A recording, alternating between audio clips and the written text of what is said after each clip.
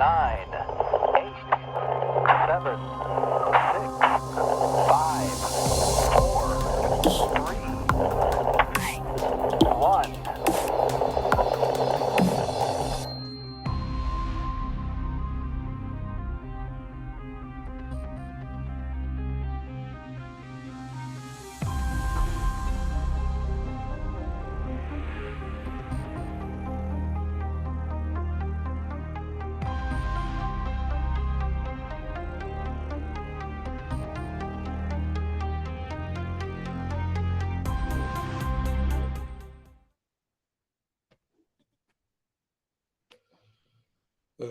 Caiu na Heloísa, que bom, né?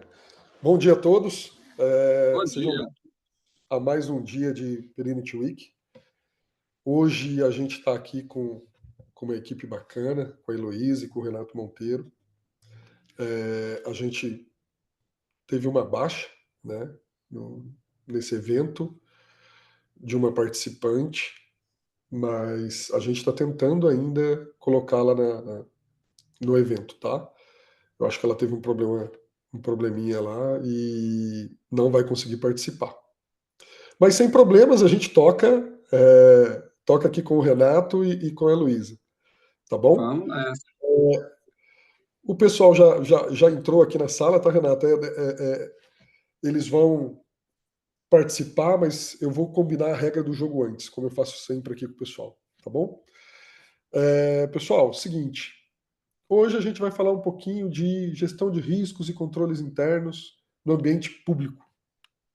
Sei que não é todo mundo que está aqui nesse bate-papo que tem conhecimento do que vem a ser o ambiente público, né? Então, o que nós vamos fazer? Eu vou primeiro deixar com que a Heloísa e o Renato se apresentem.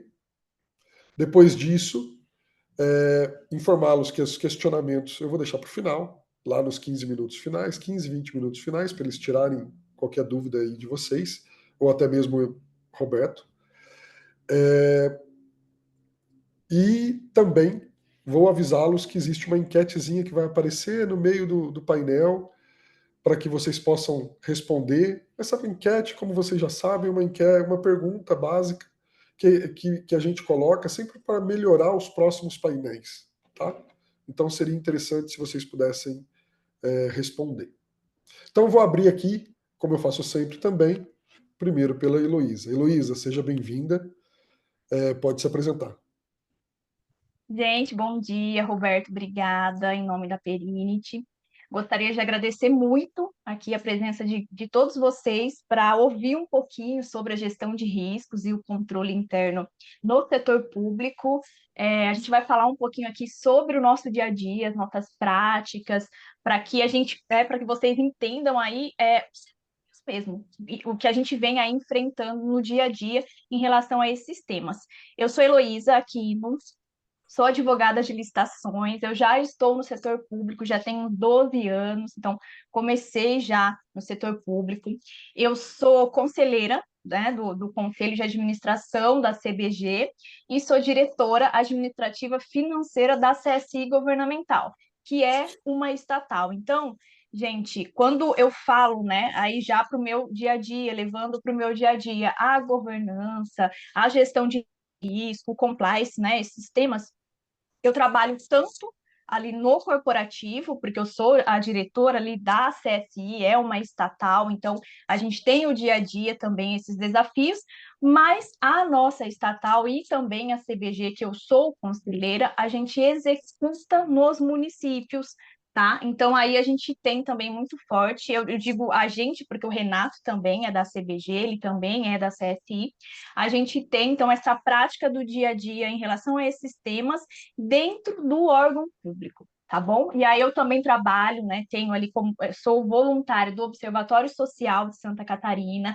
então a gente também tem ali essas práticas relacionadas ao controle social. Então, como é que a gente faz para trazer a sociedade para junto da administração pública, principalmente nesse período eleitoral, tá, gente? Muito obrigada, é um prazer estar aqui com vocês dividindo esse painel.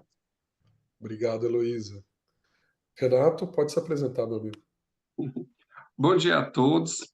É uma honra estar aqui com vocês neste momento, nesse debate, conversar, né, sobre um tema que move nossas vidas, né? A gente trabalha com governança, gestão de riscos e controle. Eu tenho, né, 25 anos de estrada na área de gestão pública, especialmente na gestão pública municipal, e agora a gente tem trabalhado também a nível de Estado e alguns órgãos do Judiciário. Me chamo Renato Monteiro, sou advogado de formação, sou mestre em administração pública, doutorando também em administração pública, MBA em licitações e contratos, militei 18 anos em licitações e contratos, e nessa época não existia a expressão gestão de riscos e controle no setor público, mas a gente trabalhava mitigando riscos a priori.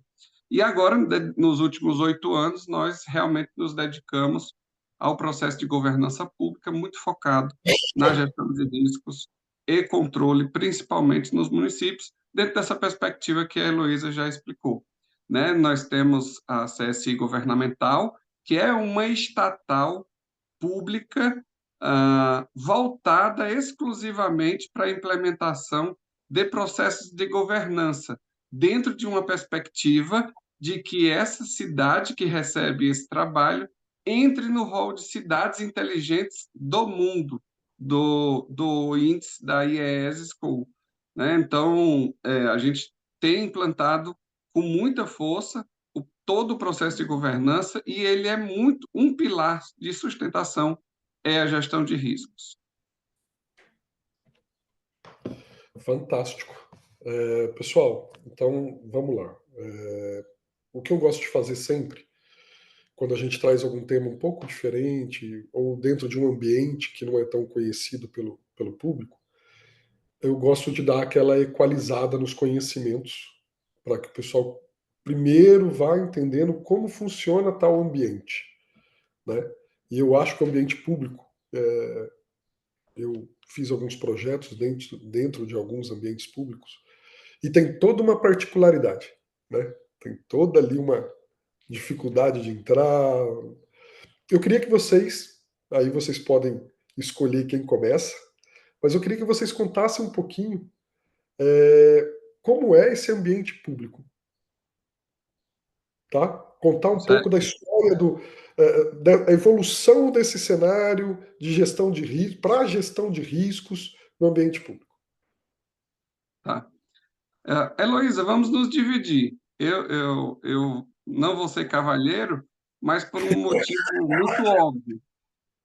Quando a gente fala em como foi a história, eu tenho quase 50 e Elo tem quase 25. Então, vou me dar o luxo de começar, tá, Elo? Me perdoe, mas passo a palavra já para você. Tá ótimo, fica tranquilo. Eu entrei, de fato, com 18 anos no serviço público, e nessa época tinha o jargão de que sequer a Lei 8666, a antiga Lei de Licitações e Contratos, ia pegar. Existia muito ainda uma herança da ditadura e do coronelismo que estava acima da lei, né? Eles se sentiam acima da lei, e uma lei de licitações não era bem-vinda no ambiente de municípios, principalmente no interior do Norte, Nordeste, que é uma área que a gente trabalha muito. Demorou ali uns 6 a 8 anos, e aí o processo de licitação começou realmente a funcionar. E quando o processo de licitação começou ali ter um início de desenho de processo administrativo, um início de rito procedimental, a gente conseguiu, a partir daí, começar um processo de verificação de conformidade. A gente trabalhava no sentido de analisar o processo. Pessoal, isso tudo na mão, tá? Isso é época de máquina de datilografia. Agora eu entreguei a idade de vez, viu? E aí, nessa perspectiva, a gente trabalhava olhando o processo para ver se ele minimamente obedecia o RIP, limitou, porque a gente não conseguia alcançar os riscos mais profundos do processo de contratação, né? E aí o mundo foi evoluindo, os anos foram passando, chegou a lei do pregão em 2002, e a partir daí depois veio um decreto federal, onde trouxe ali a obrigatoriedade do pregão eletrônico para os entes públicos que usassem dinheiro da União, e a partir daí começou um processo de virtualização da disputa pelo objeto a ser comprado. E a partir desse momento, com processos bem desenhados, e aí eu estou falando processos bem desenhados, mas eu coloco processo bem desenhado, nota 5,5, 6, tá? Muito diferente do ambiente privado, que a gente acompanha desde a década de 80, já tem ali muito amadurecida essa questão de processo. Então, começou a se desenhar processos e colocamos dentro dos processos administrativos os momentos de auditoria, como eu falei. Até 8 anos atrás, a gente fazia auditoria no processo para verificar a conformidade, a legalidade, o risco aparente visível no processo, né? Então, esse foi um momento. E a partir então, de uns 8 anos para cá, aí já é época da Elo e ela já consegue se introduzir na história, nós começamos a viver a implementação do processo de governança na prática, incluindo todos os seus instrumentos para que a gente alcance todos os riscos visíveis e potenciais no processo de contratação pública, dentro de uma perspectiva de buscar o melhor resultado para a sociedade. E aqui agora eu vou passar para a Elo, que aí ela vai conseguir expressar para vocês como é o detalhamento desse novo processo de governança, gestão de riscos e controle na administração pública nos últimos 8, 6 anos, e aí vem crescendo a validade e a maturidade no processo de governança e gestão de riscos. Elo, passo para você a palavra. Pessoal, como o Renato disse aqui, então a gente entrou, o setor público, ele vem, né, nesse processo agora de ter um modelo de administração pública gerencial. E aí, quando a gente olha para o modelo público gerencial, a gente visa muitos resultados. Só que, como é que eu vou ter resultado se eu não sei os meus objetivos, eu não tenho metas, eu não tenho processos, eu não tenho fluxo, eu não tenho ali o mínimo, né? Então, assim, a administração, principalmente quando você olha para os municípios, ela não tinha uma identidade organizacional. Então, às vezes a gente acha, né, até, poxa, mas uma identidade organizacional, isso não impacta quando a gente vai falar em missão, visão e valores, né? Impacta, porque a gente precisa ter um direcionamento. E quando a gente olha principalmente para os municípios, a gente não tem. Então, assim, a gente não tem um planejamento estratégico. Então, principalmente a lei de licitações, ela trouxe para a gente esse olhar, tá? Porque quando a gente pensa em governança, ainda não é uma obrigatoriedade. Quando a gente pensa em governança institucional, quando a gente olha para a gestão de risco institucional, compliance, né, ali. Mas a nova lei de licitações, isso daí foi muito bom para a gente, ela trouxe esse dever da governança, então ela traz a responsabilidade da alta administração para as contratações públicas, né, para que a alta administração, ela implemente, então, as ações de governança, inclusive gestão de riscos e controles. Então, traz para a gente aqui, né, uma sorte de poder começar a implementar, então, esses processos dentro da administração pública. Mas, como o Renato disse, gente, é muito no início. E a gente ainda não tem, aí eu já trago como desafio, tá?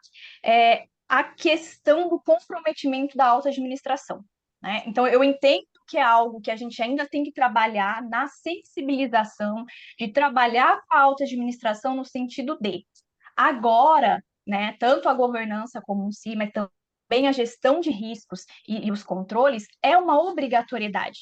Então, tudo que eu for fazer em relação ao meu processo de contratação, gente, aí a gente tem 3 fases, né, que a gente divide ali o macro processo de contratação, que é, então, fase de planejamento, seleção do fornecedor e a fase de execução contratual, eu vou precisar ter um processo, então, de gestão de riscos meu macro processo. Então, eu vou começar a realizar, né? Vou fazer essa avaliação, análise ali para o tratamento do meu macro processo de contratação. Então, quando a gente olha ainda para essa perspectiva histórica, né? A nossa lei de licitações, ela é de 2021, e a gente, hoje, se a gente chegar, a maioria dos municípios, ele não, né? Então, ele não tem, gente, não é só o processo de gestão de risco. A gente encontra a alta administração, né, ali de um município, de um órgão público, que ainda não tem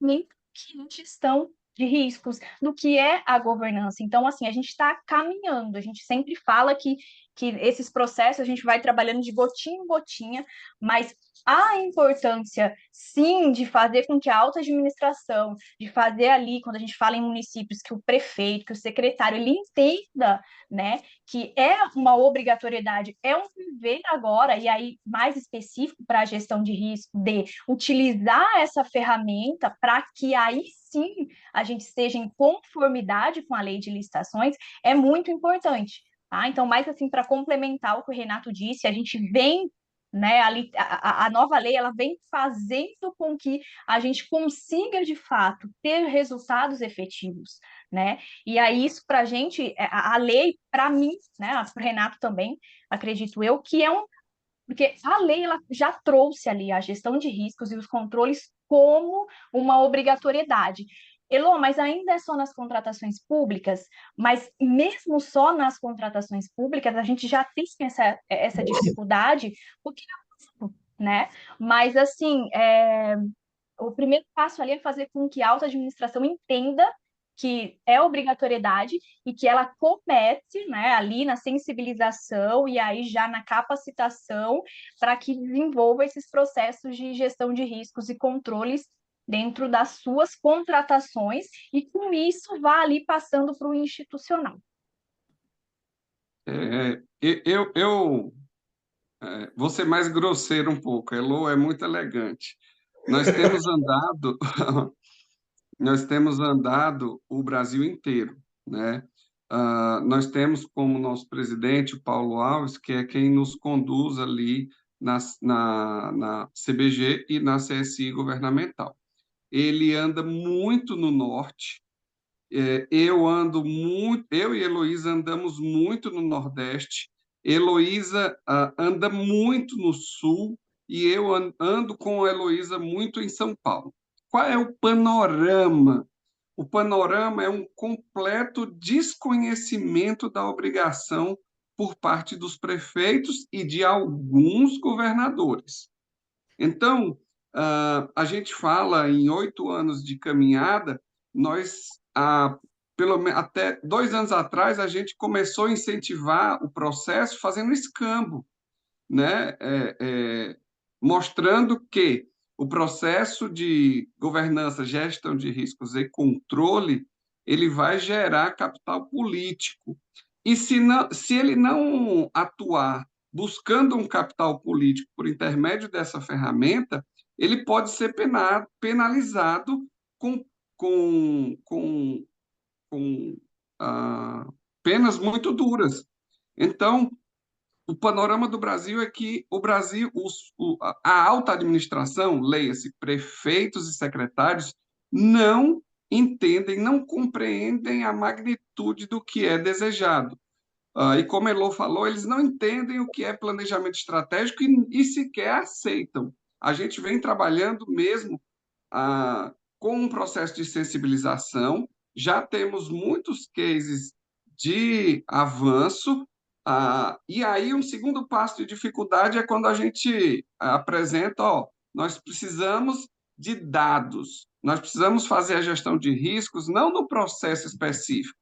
No processo específico, ele gera algum resultado, mas a gente deseja implementar o processo dentro do software da Perinit, para quê? Para que eu gere um banco de dados, para que nas próximas tomadas de decisões, no próximo elenco de aporte de riscos inerentes ao processo, eu tenha um histórico.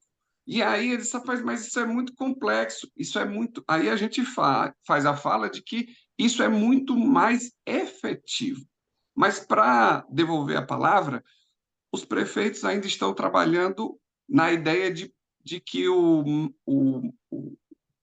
foco é o processo. A nova lei de licitações e contratos pede para minimizar processos, fazer gestão de riscos nos processos necessários, e o objetivo não é processo, o objetivo é resultado. Tanto que os gestores vão ser avaliados agora pelos resultados. E aí eles não compreendem que, se eu não tiver um planejamento estratégico com o processo todo desenhado, incluindo ali os processos de gestão de riscos e controle, eu não vou gerar resultados. E dessa forma, eu não vou ter ali uma avaliação positiva por parte da população, porque a população cobra, e agora, mais do que nunca, a lei exigiu que o administrador foque em resultados. Nós precisamos de uma estratégia clara, objetiva, para implementar no processo público. Por isso, a oportunidade é valiosa de estar aqui com vocês comentando isso. Eu estou escutando vocês conversarem e a gente bateu muito papo, tá, pessoal? Em época de planejamento aqui do evento. Não seria. Primeiro, eu queria que depois, doutor Renato, vocês colocassem para a gente qual o nome direitinho da legislação, para o pessoal poder estudar, dar uma olhada e tal. Mas não seria o correto ter alguém para fazer essa gestão de risco? Ter um funcionário, ter alguém dentro dessas. Por exemplo, eu vou citar Lorena aqui, cidade onde eu estou.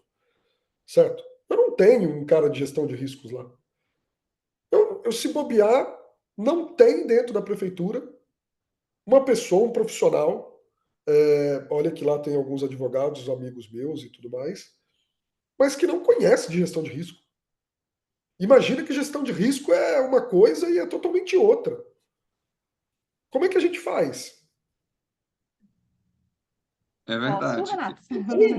Pode. Eu Então, vou só fazer Ou o só. início da fala e aí você Então continua, tá. tá? A Tá Elô ótimo. sabe detalhar isso. A norma é a 1433, né? A nova lei de licitações e contrato.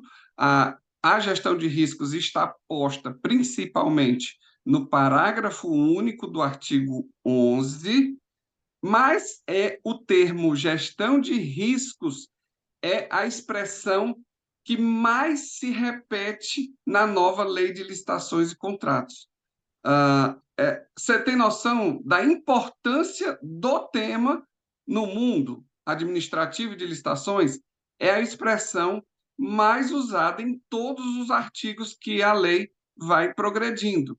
Então, a gente tem ali. E aí, pontualmente, no artigo 11, parágrafo único, ele vai dizendo ali, ele vincula a alta administração e dá responsabilidade civil e penal para ele, e diz que, se ele não desenhar processos e estruturas, aí ele, eu gosto de falar muito nas palestras, ele mete 2 vírgulas, e entre vírgulas está lá, inclusive gestão de riscos e controles. Então, eu não estou achando que tem que ter gestão de risco e controle.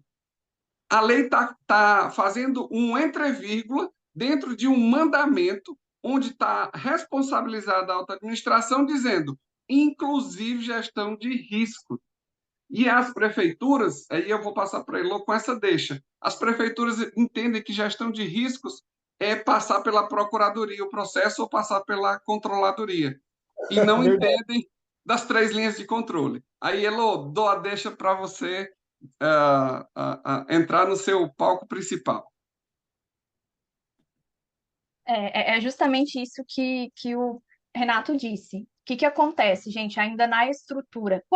E aí, gente, quando a gente está falando de órgãos, né, que são federais, estaduais, então eles têm aí uma maior estrutura quando a gente diz de governança, de gestão de risco. Então, a gente tem as três linhas, né? E aí tem a primeira, que é quem vai executar, a segunda, que está ali dando apoio, né, na implementação, e a terceira ali. Quando a gente olha, né, para essas três linhas dentro do setor público, então a ideia é que a segunda, né, a segunda linha ali, ela ajude, ela seja o apoio, né, para a alta administração ou ali para a estrutura de governança, vai depender da estrutura ali do seu órgão, em gestão de risco. Então, junto com a alta administração, eles vão desenvolver. Então, opa, aqui para a minha estrutura, para o meu município, para o meu órgão, se dará a implementação dessa gestão de riscos. E aí, gente, essa gestão de risco, eles vão né, implementando ali, elaborando para a sua implementação, conforme a realidade. O que acontece muito também na prática eu vou pegar aqui de um decreto federal e eu vou colocar dentro do meu município. A gente não tem, né, a mesma estrutura, a gente não tem a mesma ali, o mesmo pessoal para desenvolver todo esse processo. Então, isso já é um cuidado que a gente tem que ter. O que acontece? Então, se a gente for ver para esse cenário ideal, a gente tem a segunda linha ali como apoio nessa implementação, apoio à alta administração para implementar e depois para supervisionar se a primeira linha que está executando de fato ali o gerenciamento, né, desses riscos, enfim. A gente teria esse cenário ideal. Só que o que acontece? Muitas vezes a gente chega no local que é uma única pessoa, que ela é primeira, segunda e terceira linha ou que ela é segunda, sabe? Então, assim, a gente ainda não tem dentro do setor público aquela ideia de, não, eu preciso aqui, quem são as pessoas que vão, né, que têm o papel da primeira linha, as pessoas do papel da segunda linha e da terceira linha. Então, isso é algo que quando a gente entra no município, que a gente vai ali elaborar a política, né, o decreto, a política e o manual de gestão de risco, para a gente ali identificar como que vai ser, né, o processo, a gestão de risco, gerenciamento desse risco, a gente já identifica que, opa, eu tenho dificuldade até para eu identificar quem é a minha segunda linha. A nova lei de licitações, ela traz a segunda linha ali, controle interno e assessoria jurídica, tá? Então, isso então, foi o que foi posto pela lei de licitações. E aí a gente tem que identificar. Então, a gente vai olhar, de fato, para a estrutura desse meu município. Quem são essas pessoas? Às vezes eu não tenho, né? Eu não tenho ali na prática essa pessoa que faça isso, nem na prática, nem como função, sabe? Então, isso, quando a gente olha, né? Eu falando aqui, às vezes parece, né, até, mas é muito importante, porque quem vai ter a responsabilidade desse auxílio, quem que é a pessoa que tem a expertise ali de chegar e falar, eu aqui serei o apoio na implementação de uma gestão de risco. De fato, gente, é que hoje nós ainda não temos esses profissionais, principalmente dentro dos municípios. Então, assim, município ele vai ter que pegar alguém ali e capacitar o que é gestão de risco. E aí, gente, eu falo capacitar desde do básico mesmo.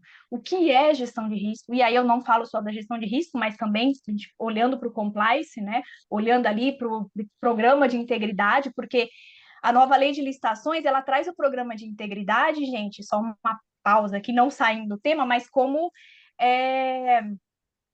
para fornecedor. Então, exigindo que o meu licitante ele tem um programa de integridade. Então, o órgão ele para e pensa: eu não preciso aprender programa de integridade no meu órgão, eu não sou obrigado a ter no meu órgão. Ok, mas quem vai avaliar dentro do seu município o seu fornecedor, né? Então, assim, ali dentro da minha estrutura, eu preciso ter pessoas que entendam de programa de integridade, que entendam de compliance, porque alguém aqui no setor público, como que eu vou avaliar o meu fornecedor se eu, no setor público, não sei nem o que é, né? Não sei esses temas. Então, fica aí também até uma sugestão, né? No sentido de que né, a gente sente muita dificuldade porque, de fato, a gente não tem ainda profissionais dentro do setor público que entenda de governança, que entenda de gestão de risco, que entenda de compliance, programa de integridade. E quando a gente está falando nisso, Roberto, isso atinge a todos nós da sociedade, né? Porque todos nós usamos, de alguma forma, algum serviço público, seja ele de, de zeladoria da cidade, coleta de lixo, a, organização das vias, serviço de iluminação pública, serviço de saúde, educação, de assistência. Isso atinge a todos nós. E aí, como a Elô falou, a dificuldade de ter um mero discernimento. No protótipo, que é a cidade de Tarumã, onde está a CSI governamental, da qual a Perinit faz parte, né? Entrou ali como braço de sustentação na implementação profissional da gestão de riscos. Então, lá, nós estamos desenhando todos os departamentos e avaliando os riscos de cada departamento, porque eu não posso ter a gestão de riscos meramente no processo, porque senão eu volto ao raciocínio de 30 anos atrás. E aí a gente está desenvolvendo esse processo núcleo por núcleo, um ato que se aproxima muito do que já é feito muito nas empresas privadas. E para o mundo privado, o setor público é gigantesco e vai precisar de mão de obra qualificada na área de gestão de riscos. Se nós temos 5.800 municípios, multiplica aí um comitê de governança de 5 pessoas, imagina o gap de mercado de gestão de riscos. É gigantesco. Foi isso que a gente chegou muito ao consenso para a construção desse modelo de cidade inteligente. Por isso que eu estou aqui me mordendo. Tem algumas coisas que no meu raciocínio, na minha concepção, acabam não batendo, sabe assim? Por que eu estou dizendo isso? A lei que vocês citaram é essa lei nova de licitação, certo? Sim. Ó, veja se meu raciocínio não faz um pouco de sentido. Quando você coloca dessa forma, que é uma lei de licitação, o cara que está na cabeça da prefeitura ou na Câmara Municipal, que também faz uso, certo? Eles também fazem uso dessa nova lei, uma vez que eles precisam contratar também algum serviço, alguma coisa desse tipo. Na cabeça deles, eles acho eu, porque como eles pensam sempre dentro dos quadradinhos, né, eles não pensam fora, eles pensam dentro do quadradinho. E aí eles olham e falam assim, isso aqui é lei de licitações. Isso aqui é uma gestão de risco para licitação e não para a entidade como um todo. Na cabeça deles, eles podem estar vendo dessa forma. E aí, eles pensam o quê? Peraí, vou pensar na cabeça do prefeito ou na cabeça lá do presidente da Câmara, tá? Da Câmara. Pô, eu vou ter que gastar um dinheiro para contratar esses caras, para começar a imputar aqui dentro do município, gestão de riscos. Certo? E aí eles falam assim, peraí, mas como é que depois eu coloco isso na campanha? A gente sabe que é uma obrigação, a gente sabe depois que existe uma instituição que vai vir cobrar o que está ali naquela lei, certo? Só que eles não sabem. Tô errado? Eles não sabem. E aí, porque assim, ó, o que eu vejo muito com a lei de licitações, a preocupação deles é o seguinte: a nova lei de licitação mudou aqui o que eu posso fazer com dispensa de licitação, o que não posso, o valor aumentou, porém ele bloqueia o objeto por objeto. Mas eles não estão. É como se fosse assim, ó, vou dar mais um exemplo. Lei Geral de Proteção de Dados. Pô, há muito tempo é o TCU que cobra isso, né? Certo? Só para ver se eu não estou fora. TCU e os tribunais de contas dos estados, dos municípios agora estão descendo a lenha. Pô, já estão pedindo isso há anos. E aqui no Vale do Paraíba, a grande maioria das prefeituras, das câmaras, todo mundo que tem que fazer, não faz, não foi feito. E aí o que acontece? Ai, não existe, eu não vi lançar, assim, eu sei de algumas prefeituras, algumas não, né? Duas. Uma Câmara Municipal e uma Prefeitura, que fez a fase inicial do projeto. Cadê? Não bateram na porta dessas prefeituras. Não cobraram. E aí eles estão preocupados, tudo bem, olha, porque você sabe que no projeto de lei geral de proteção de dados, normalmente existe um gap para se fazer antes. Ninguém sai precificando sem saber o buraco que a empresa, nesse caso é uma instituição pública, está. E aí eles não fazem, e aí eles estão preocupados, tipo, olha, como é que agora eu vou montar um processo licitatório, vou gastar aqui, sei lá quanto vai se gastar para fazer esse projeto inteiro, porque imagina, a gente está falando de uma prefeitura, mas existe a parte corporativa, vamos colocar dessa forma, para o pessoal que está aqui entender, que é a parte administrativa, né, financeira da prefeitura ali, que precisa fazer a lei geral. E existe as secretarias. Secretaria do Esporte, que com certeza tem dado de menores de idade, tem informações de saúde, tem a Secretaria de Saúde, tem a Secretaria de Educação. Só que tá perdido ali. Então, eles não percebem que assim, tudo bem, eu fiz a parte inicial, só que agora, como que eu vou justificar para fazer a segunda fase? Porra, eles podiam se apegar, e aí eu acho que a norma, não sei, né, porque são legisladores que fazem isso, né? Não sei o conhecimento deles até que ponto. Misturaram itens ali dentro dessa legislação que, no meu entendimento, deveria ser uma norma específica de gestão de riscos, fora desse cenário de licitação. Fora aqui, ó. Para licitação tem também? Tem, lógico. Você pode fazer o planejamento ali, você vai falar, vou licitar o quê? Vou licitar coleta de lixo. Então a gente tem que fazer as avaliações dos fornecedores para ver se ele não vai deixar a gente no meio do caminho, porque se ele deixar a gente no meio do caminho, a cidade vai ficar lá toda poluída, não vai ter. Tem uma análise de risco feita, que tem que ser feito neste cenário. Só que tinha que ter uma lei um pouco mais ampla, um pouco mais, na minha concepção, tá? Um pouco mais acima, para começar a fazer isso. E outra, como é que vão se As contratar? leis precisavam conversar. A LGPD e a lei de licitação, aliás, elas deviam, não, elas conversam. O administrador público é que não entende a conversa. E aí eu vou fazer o jeito bruto e passo para a Elo. Qual a experiência de gestão de LGPD que eu tenho? Quando eu troca de mandato, o prefeito que ganha, principalmente quando é oposição, eu já presenciei escavadeiras juntando os documentos dentro de um galpão. E os documentos não foram colocados nem numa pasta Z, num armário. Eles foram juntados por um trator no canto da parede.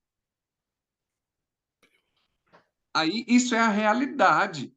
Quando chega, esse foi um extremo.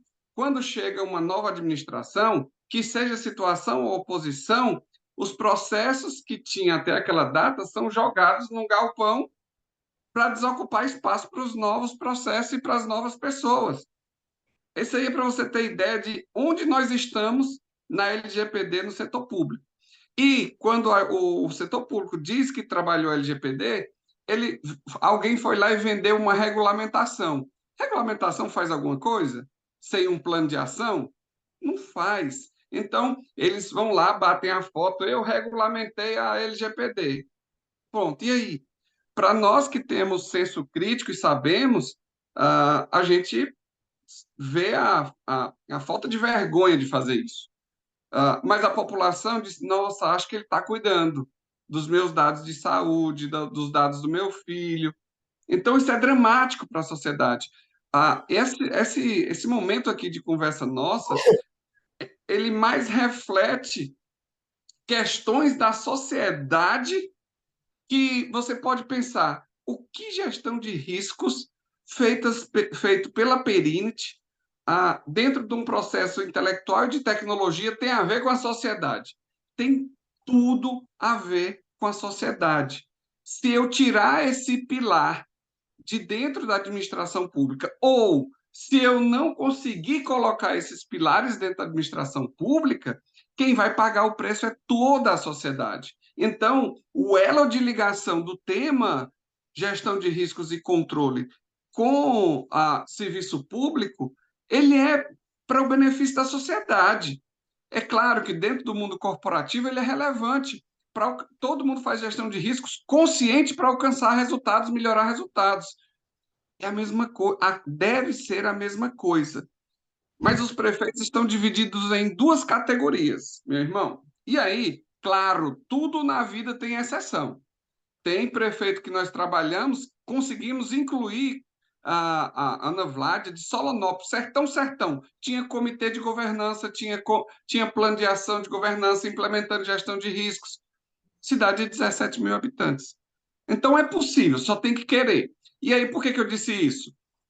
Tem os prefeitos que não sabem de nada e estão dentro da casa da ignorância, uma metade.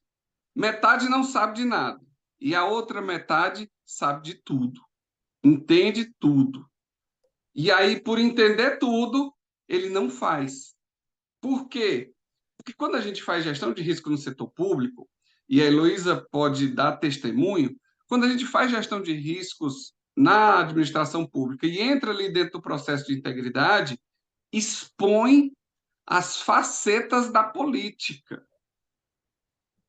A gestão de riscos não tem como se desviar de corrupção, de apropriação indébita, de omissão de socorro à população. Sim, a gestão de riscos não tem como tirar. Não, isso aqui vai atingir o prefeito, eu vou tirar. Tudo ali atinge o prefeito e é responsabilidade dele fazer. Então, eu ainda votaria nos que não sabem de nada, porque a gente tem a capacidade de tentar sensibilizá-los a fazer.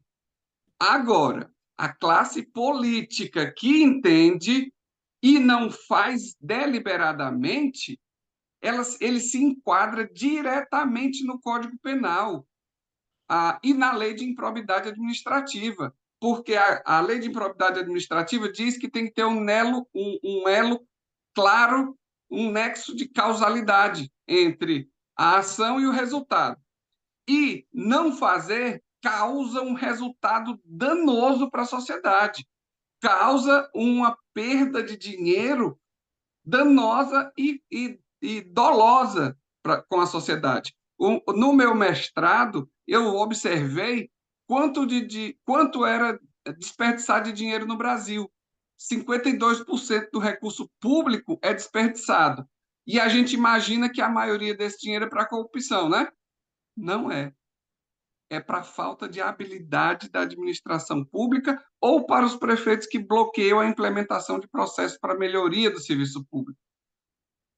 Então, aquela corrupção de mala que a gente vê no jornal, ela impacta menos do que a inabilidade provocada por desconhecimento ou por dolo do gestor, do prefeito. Infelizmente, é um cenário horrível, mas que, assim, a gente tem que usar esse momento aqui e levar, porque a sociedade tem que entender esse processo para poder exigir, né? Ou para, pelo menos, descontar na hora de votar.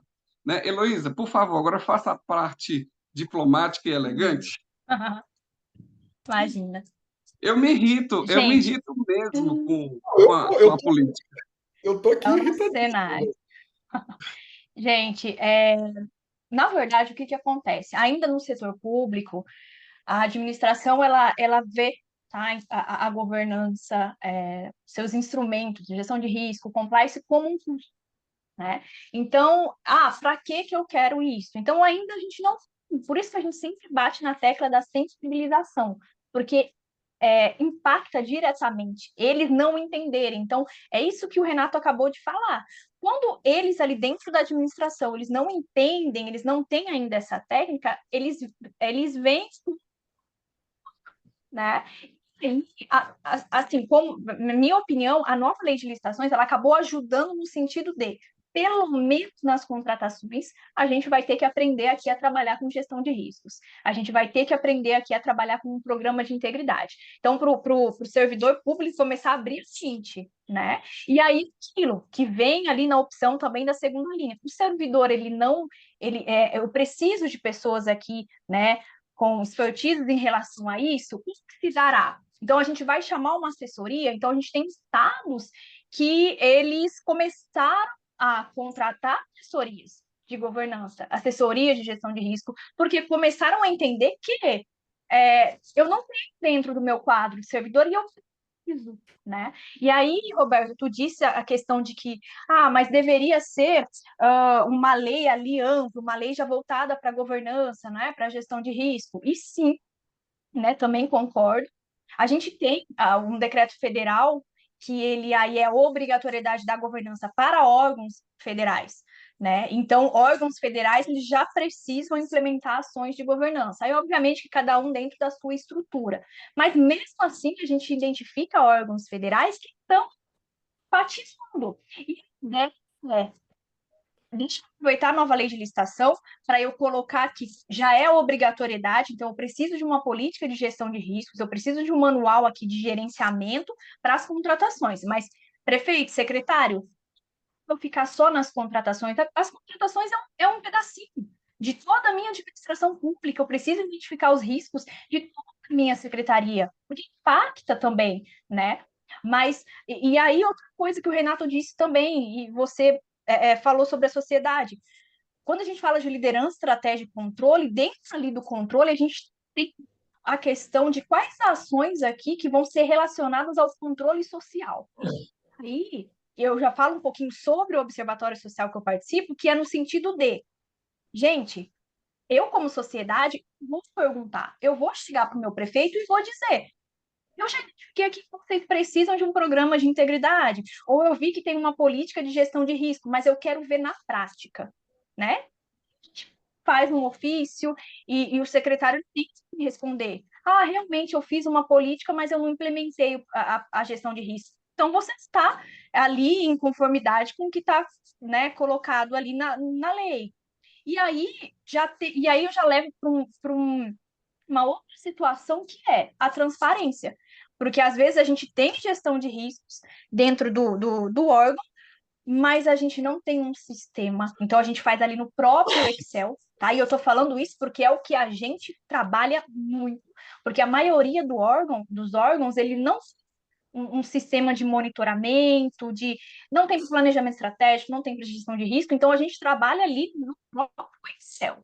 Como é que a sociedade ela vai olhar e vai entender um Excel que tem lá tratamento de riscos, entende? Então, assim, a gente está engatinhando assim, gente, na real, né? Só que tem muita coisa que tem que ser desenvolvida. Então, tu imagina, a gente já patina dentro de gestão de riscos para as contratações. Quando a gente fala em contratações, assim, bem resumidamente, para vocês entenderem, a gente tem um plano de tratamento do macro processo, quais são os riscos que todos os processos vão ter. Então, né? Enfim, por falta de planejamento, contratei uma empresa que ela não poderia ser contratada, ela era impedida, e isso pode acontecer com todos os processos. Então, a gente, para facilitar, a gente tem um plano de tratamento, né, geral, com controles estipulados para aqueles riscos que são, né, identificados em qualquer processo.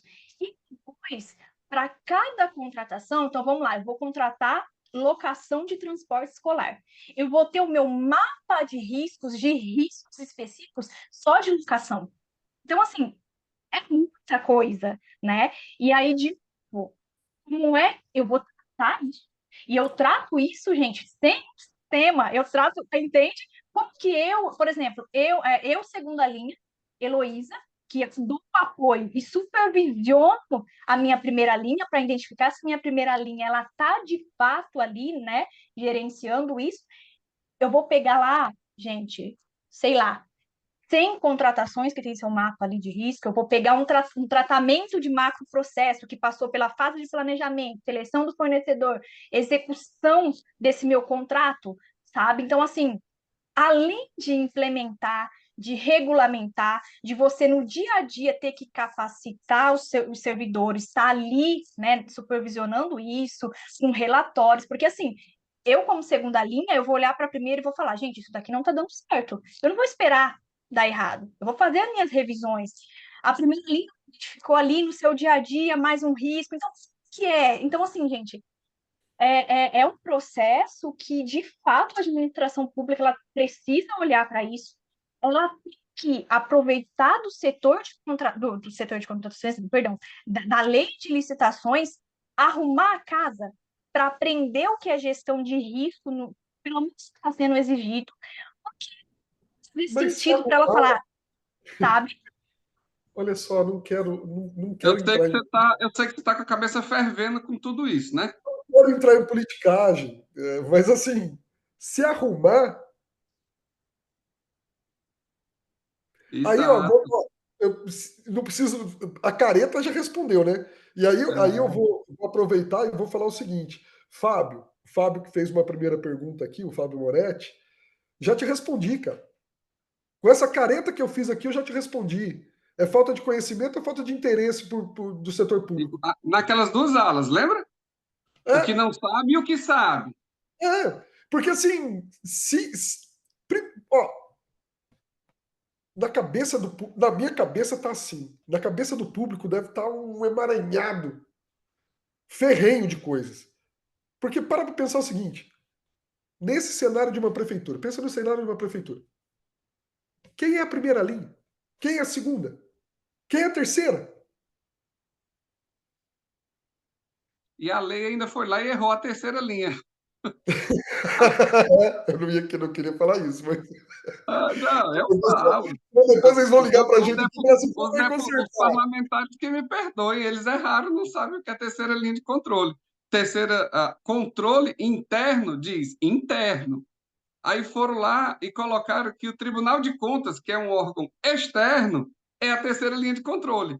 Me poupe. Então, tem lá o projeto para consertar isso, mas nossos parlamentares, que têm todo um apoio, passa essa situação. Vamos lá. Que nem, por exemplo, volto a dizer a mesma coisa lá do início, né? Voltando a dizer isso. Tudo bem. Que nem a Elo falou assim, olha, se eu vou fazer a contratação de um transporte escolar, eu tenho lá já um mapa de risco de todo esse cenário. Legal. Mas se a gente parar para analisar friamente, ó, a cidade é uma empresa, certo? Cidade é uma empresa. Quem faz esse levantamento dos riscos? Posso, Posso, Elô?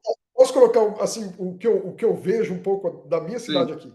É lógico que eles fazem esse levantamento com todo interesse em fazer coisas por causa das campanhas deles. Mas quem é o porta-voz do povo nesse cenário são os vereadores. Que eles vão nos bairros, ou eles são de bairros específicos, aí ele vai lá e ele fala, pô, aqui não tem saúde, não tem posto de saúde, nesse posto de saúde falta isso, aqui a escola desse bairro é ruim, não tem isso, não tem isso, não tem isso. Eles são as pessoas que fazem esses levantamentos. Com que qualidade, né, gente? Discutível, né? Nessa perspectiva aí é importante trazer. Eu vou fazer essa fala e vou dizer e vou falar onde o time de empresários, os players que estão aqui nos acompanhando, eles entram nesse processo, tá? A norma disse que é dever da alta administração a implementar processos e estruturas. Dentro da prefeitura, a alta administração é o prefeito e o Sim. secretário.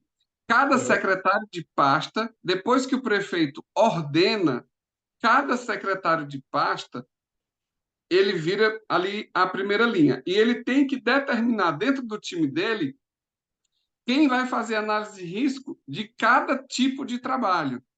Porque aí, onde é que o bicho pega? Tem um processo chamado segregação de funções, que é claro no mundo privado, mas no público isso é novo e está sendo agora. E o que a gente fala? O processo de análise de risco tem um CPF envolvido. E quando, isso também foi estudo no meu mestrado, a alta administração quer esconder o time tático e principalmente o time operacional, que são pessoas comprometidas, eles não querem estragar o CPF deles, porque o prefeito está querendo fazer isso e aquilo, se desviar disso, daquilo. Então, se a norma for aplicada agora, a gestão, o risco analisado é no CPF daquela pessoa que está no departamento. E ele não tem compromisso com, na grande maioria, não tem compromisso com corrupção. Então, o sistema de controle está apertando e tentando aqui afastar o intento devastador da má política. Né? A política é relevante demais. Né? Então, eu tenho esses dois cenários. Por que o empresariado... Aí, bom, fechei essa questão. Por que os empresários, players, têm que se envolver nessa parte? Todo prefeito é doido que uma empresa se instale no seu município. Os players se instalam num ambiente mais favorável para o sucesso dele, mediante o plano estratégico. Se a cidade não tem saúde equilibrada, os funcionários da empresa vão faltar muito. Se ele não tem educação, vai ter dificuldade de encontrar trabalho, mão de obra qualificada. Se não tem estradas, vai atrapalhar o empresário porque não tem via de locomoção. Se não tem segurança, atrapalha porque vai ter roubo de carga, invasão. Se não tem... Rapaz, vários serviços públicos é de extremo interesse dos empresários. E aí pode parecer trivial, mas a não implementação do processo de gestão de riscos no plano de contratação anual, que aí é uma norma, e aí é onde entra o vereador, aqui você entendeu, né? O tamanho do prejuízo que os players privados podem ter. O vereador, o cidadão, qualquer um tem o direito de participar ali no plano de contratação anual. O plano de contratação anual é decorrente de um plano estratégico que ele tem que ter, ou minimamente do seu plano de promessas, que está registrado no Tribunal Regional. Ele tem que ter ali, ele tem que construir as contratações para o exercício seguinte de acordo com o que o município precisa, não é de acordo com o que ele quer gastar. Não é pessoal o gasto. Mas até hoje, a maioria dos municípios brasileiros eles fazem o orçamento fundamentado na cabeça do que ele quer gastar. Ele está pensando em como ele vai atender o deputado, como ele vai atender o vereador, como ele vai atender a liderança política. Ele não está desenhando o orçamento de gasto pensando na necessidade da população e a necessidade dos empresários. Dito isso, é necessário, e a lei manda fazer uma gestão de riscos do plano de contratação anual. Porque o plano de contratação anual reflete o que cada secretaria precisa entregar para a sociedade. E aí é onde tem o embate, porque o plano de contratação anual ele tem um momento de avaliação. O município prepara, junto com o projeto de lei orçamentária que o município também preparou, o orçamento tem que estar alinhado com as contratações que ele quer. Ele está pedindo dinheiro. Antes a gente emitia um cheque em branco, agora a gente não emite mais cheque em branco. A sociedade e o vereador têm o dever de exigir para que você quer esse dinheiro. E isso tem que encaixar com um plano de contratação anual. Esse plano é encaminhado para o parlamento, porque os vereadores e os deputados é quem aprovam o orçamento. E aí eles têm que analisar se o orçamento está contemplando as necessidades das comunidades que ele conhece, se está contemplando a realidade do município e se tem contratações para dar sustentação ao gasto desse dinheiro. o vereador tem a oportunidade de intervir, porque na hora de votar, ele pode fazer a emenda, tanto no orçamento, como a crítica ao plano de contratação anual. Feito isso, eles deliberam e votam no legislativo e devolvem com as alterações para o executivo, que tem que revisitar o PCA e o orçamento e corrigir na forma que os vereadores avaliaram. E aí, nesse espaço, é o espaço que o cidadão pode chegar no seu vereador e perguntar: o nosso bairro está contemplado? O empresário chega no parlamentar ou no próprio prefeito, o projeto que dá viabilidade à minha indústria nesse perímetro aqui está contemplado? A segurança desse perímetro está contemplada? E aí todo mundo, é hora que todo mundo pode participar. Tem esse espaço. E aí é devolvido para o prefeito meramente executar o que está previsto no plano, que é o ideal de aproximação de estratégia do mundo privado com o mundo público. Por isso que a gente está aqui. E tudo isso, tudo isso passa pelo pilar de sustentação da gestão de riscos. Quando eu faço a gestão de riscos do plano de contratação anual, as perguntas são: essas contratações são suficientes para atender a demanda social que foi constada aqui na busca, né? Vocês veem que o presidente da República fez um giro por todas as regiões, né? No governo federal já está mais amadurecido. O executivo e os vereadores precisam fazer um circuito dentro da sua área para entender o que cada localidade precisa. Para quê? Para colocar no plano de contratação do ano seguinte e para eles destinarem dinheiro para isso. Então, está muito amarrado hoje com a nova norma de licitações. E aí eu faço, dentro desse plano, eu analiso quais os riscos que eu tenho de não atingir os objetivos que a sociedade e os empresários necessitam. Então, eu começo a fazer gestão de riscos antes do processo de licitação, porque esse é o processo de planejamento. Entende? Então, mestre, sua cabeça está fervendo, eu já vi você que está olhando para o relógio, é porque a gente passaria aqui dando consciência à sociedade, aos empresários, 2 dias, porque são 25 anos de trajetória observando. Tem municípios de 17 mil habitantes, como o da Ana Vlad, que teve a coragem e enfrentou adversidades políticas, mas implementou, com pouco dinheiro, no meio do sertão, formou gente, implementou o processo completo de governança. E aí eu não vou falar o negativo, porque foge à ética, já um município extremamente rico, com capacidade intelectual, com dinheiro, com espaço físico, não implementou nenhum processo. E a gente simplesmente desistiu, porque o prefeito e seus assessores não queriam mapear nada. Eles não queriam mapear o plano de logística sustentável para atender o meio ambiente, eles não queriam implementar processo de gestão de riscos em lugar nenhum, eles não queriam desenhar o processo, eles não queriam identificar os riscos, porque senão eles não poderiam passar por cima para alcançar os interesses escusos. E aí isso, meu querido, e aí Elô dá testemunho, isso é de norte a sul do país. Né? Se o empresariado, se a população não se levantar, se os tribunais de contas não forem efetivos no seu trabalho, a sociedade vai continuar tendo esse processo de degradação e de inferiorização intelectual de toda a sociedade. Algumas leis foram feitas para cessarem esse momento histórico do Brasil. Nós estamos na posição 105 de desenvolvimento e a percepção de corrupção. 105, atrás das ditaduras da África. E aí, um empresário pode se insurgir contra isso? Pode. Eu vou tirar minha fábrica daqui, se não tiver o plano de governança do município.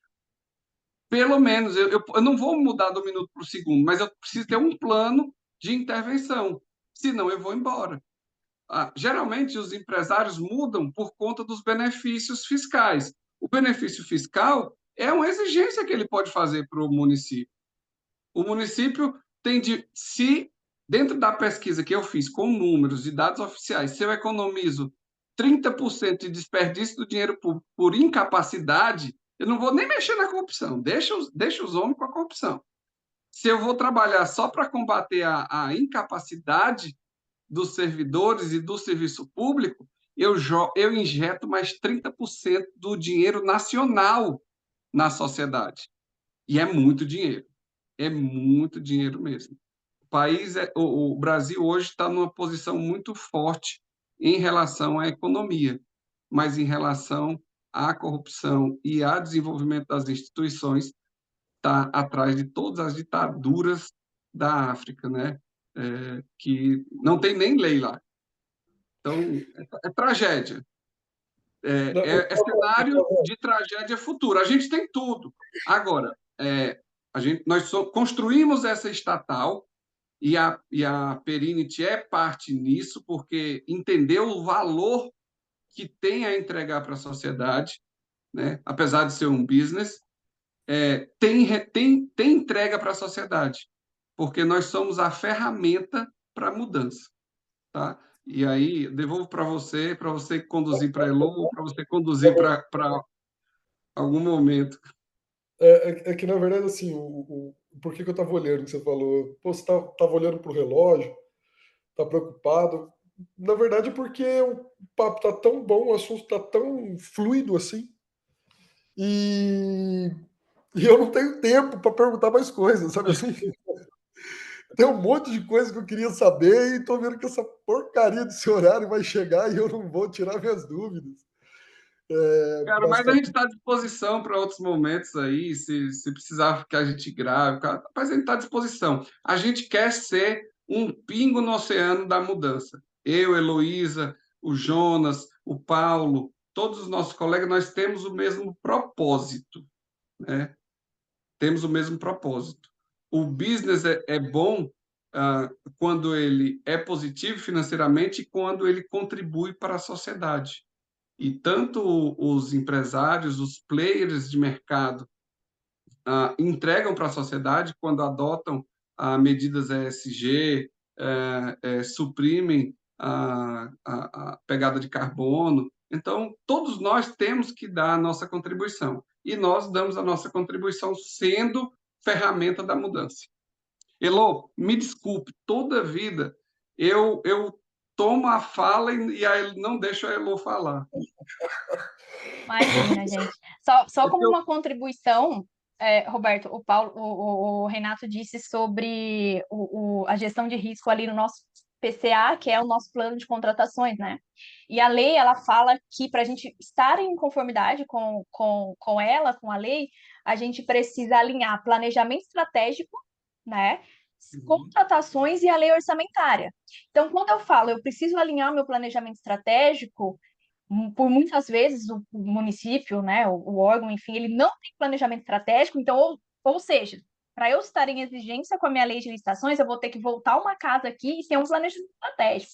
Quando a gente olha em planejamento estratégico, não dá para se fazer planejamento estratégico só de contratações. É institucional. Eu vou olhar para todas as minhas secretarias. E aí, uma gestão de riscos em cima desses meus objetivos. E aí, de que gente, a governança não dá para ficar só nas contratações. Eu preciso de um planejamento estratégico institucional. E aí eu preciso também tratar os objetivos, as metas que eu coloquei ali. Qual é? Eu preciso fazer uma gestão de riscos desses meus objetivos. E quando eu falo gestão de riscos desses meus objetivos dentro do meu planejamento estratégico e depois da minha gestão estratégica, gente, ela não se baseia só ali, não se sustenta só nas contratações.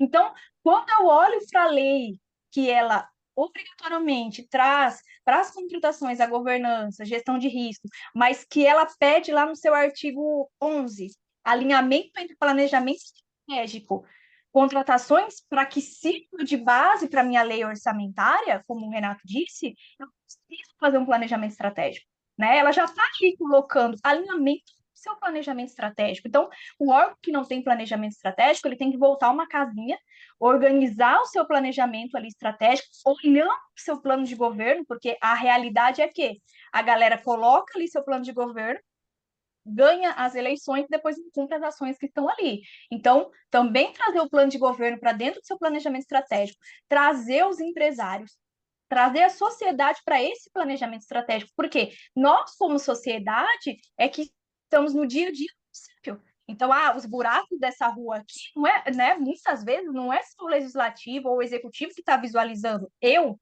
sou, né, a sociedade, eu passo por isso. Por que não ser convidado, né, para esse planejamento estratégico do meu município? Então, isso era só complementar essa ideia de que a gente precisa olhar planejamento estratégico, gestão de risco como um macro, não só para a lei de licitações, para que a gente, de fato, consiga atingir os nossos objetivos. Legal, legal.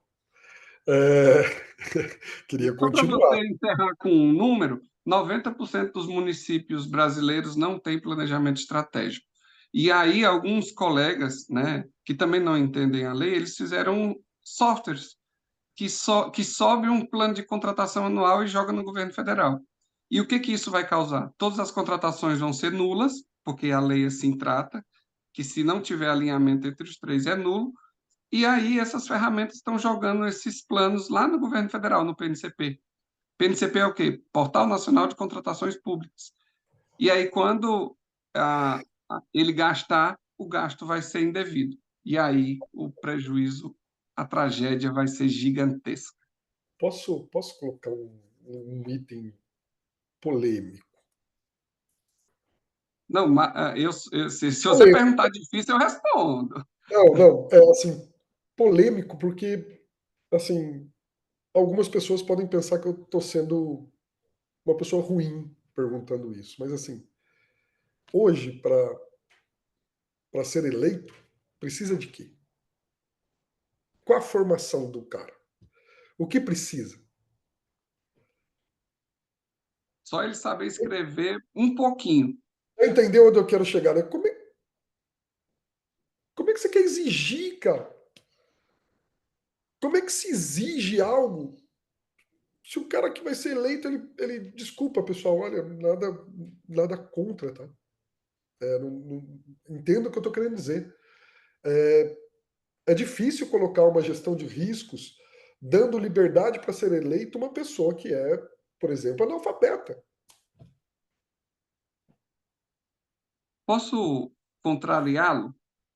Pode, claro, você Pelas pode. nossas andanças, pelas nossas andanças pelo Brasil, os prefeitos mais leigos, eles aceitam. Por quê? Porque eles têm ali um vínculo com o nome. Por exemplo, eu tenho um nome, eu tenho uma história, eu tenho família. E Sim, geralmente são mas pessoas mais humildes. E mas os não letrados, é, os nega. doutores letrados, esses, na grande maioria, têm intuito delituoso deliberado. Sim, é porque assim, a gente está falando do público, o É, setor, mas assim, se a gente parar para analisar, é, foge a um princípio de profissionalismo, né? não é, É uma administração não parece profissional. sensato, né? Porque assim, mesmo sendo uma pessoa, pô, eu concordo plenamente, a maioria das pessoas que eu conheço que são mais humildes, elas têm mais fio de bigode e palavra do que eu falar muito não, senão tem amigo meu aqui que vai ligar me xingando. Mas, mas isso não quer dizer que estamos partindo para um lado profissional. A gente simplesmente está pegando ali, pô, essa pessoa ela tem um pouco mais de caráter do que outra, porque a única coisa que ela tem na vida é o nome, o outro não. Mas a parte profissional mesmo, a gente. É, Agora, para o futuro, deve se formar uma nova classe política, porque a classe política vai ter que entender, vai ter que ter discernimento para colocar seu nome, seu CPF, seu patrimônio em detrimento da aplicação dessas normas. Aí é uma segunda etapa também, que eu também acho cúmulo do absurdo, porque todo mundo anda, a grande maioria ali anda de carrão, mora no bairro bom, e daí na hora de declarar, nada está no nome do peão. Pô, Tem não dá para dessa também. entender. Ah, não tá no meu nome, não é meu não, é da minha sogra, é do meu sogro, é do... Pô, como assim? Infelizmente, a gente não tem essa declaração idônea, né?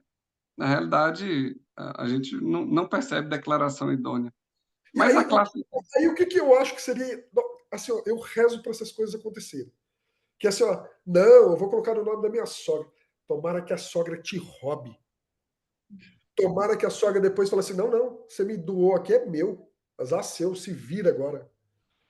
Não dá vontade?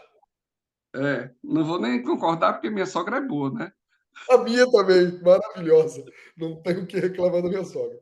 Mas assim, não é. Cara, eu já tive É, situações, olha para você é, ver, eu já tive situações de um amigo que ele colocou para continuar recebendo um benefício do exército. Ele colocou uma empresa no nome da irmã. A irmã foi lá e falou para ele assim: olha, só devolvo se você me pagar X, senão eu não vou te devolver. quase todo prefeito tem uma empresa para fazer o favor cruzado, que é no Pois é. nome da irmã, do irmão, do primo, do jagunço, aqui no sertão, do vaqueiro, né? E aí, já teve caso aqui, só para botar um tom mais ameno no negócio. O prefeito se elegeu 2 vezes, depois não tinha quem botar, porque ele tinha medo da pessoa tomar o mandato dele, ele botou o vaqueiro dele. Aí elegeu o vaqueiro, né? Ah, você tá de Aí, sacanagem, velho. aí voltou, se elegeu, passou mais 8 anos, né? E aí, isso eu acompanhei, porque era vizinho da minha cidade. Aí depois ele não botou mais o vaqueiro. Ele encontrou. Aí a população reclamou demais porque o vaqueiro mal sabia escrever. E ficou parado, né? E ele quem sentava na cadeira de prefeito. E aí depois ele colocou uma professora. Aí a professora ganhou. Quando deu com 3 meses, ele pedia para ela assinar todos os talões de cheque e podia ir para casa. Aí ela chamou um advogado e perguntou se era assim mesmo, a prefeitura. Aí o advogado deu a real nela, aí a professora sábia voltou e disse, sai da cadeira, não quero você aqui mais dentro desse prédio, e chamou todo mundo só, aqui ele não dá ordem mais em ninguém, quem manda aqui agora sou eu. E fez uma ótima gestão, a professora. Não se elegeu porque quem faz gestão profissional tem um problema para se eleger, né? Porque contraria política, interesses, Mas, né? pessoal, olha só. Eu tô com a minha voz do além aqui. É Bueno, que é a minha voz do além aqui, ele tá pedindo, preciso que você encerre. Que a gente já passou 10 minutos aí do tempo regulamentar. Então, vou agradecer a participação de vocês. Heloísa, muito obrigado por participar com a gente. Doutor Renato, obrigado. Para mim, eu acho que foi um ótimo painel. Acho que o pessoal que está aqui, que assistiu, deve ter gostado bastante. Infelizmente, a gente acabou nem entrando muito nas questões, nas perguntas que o pessoal fez aqui. A maioria é elogio, tá, gente? Tem 2, 3 perguntas. O resto que eles mandaram aqui são elogios aos o que vocês falaram. E muito obrigado, tá? Mas nós que A agradecemos a gente que agradece. oportunidade. Então, pessoal, eu dou por encerrado mais um painel do Perinity Week. Espero que vocês tenham gostado e tenha certeza que no próximo evento vou trazê-los de volta porque sobrou coisa para eu perguntar aqui. Tá bom? Tá Obrigado. ótimo, estamos à disposição. Obrigada, Até pessoal. mais. Grande Tchau. abraço. Abraço.